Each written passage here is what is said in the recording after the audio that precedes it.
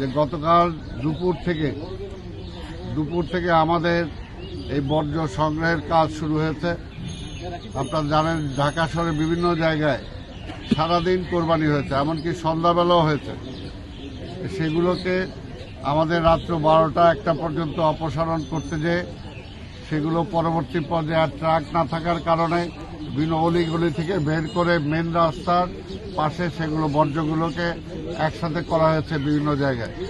আজকে সকাল থেকে সেগুলো আমাদের প্রধান যেখানে আমরা ডাম্প করি সেখানে নিয়ে যাওয়া শুরু হয়েছে এবং আজকে আশা করি আমরা যে আজকের মধ্যে ম্যাক্সিমাম আমরা করে ফেলতে পারবো। আজকে আমরা হাটগুলোর উপরে জোর দিয়েছি, পাশাপাশি রেগুলার যে সমস্ত বর্জ্য আজকেও কোরবানি হচ্ছে সেই কোরবানির বর্জ্যগুলো আমাদেরকে বিভিন্ন ওয়ার্ড থেকে বিভিন্ন থানাগুলো থেকে আমাদেরকে সংগ্রহ করতে হবে।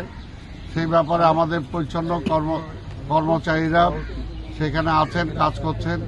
তারপরেও বিভিন্ন জায়গায় কিছু গাফিলতির কারণে আমরা কিছু কর্মীকে আমরা শোকজ করেছি।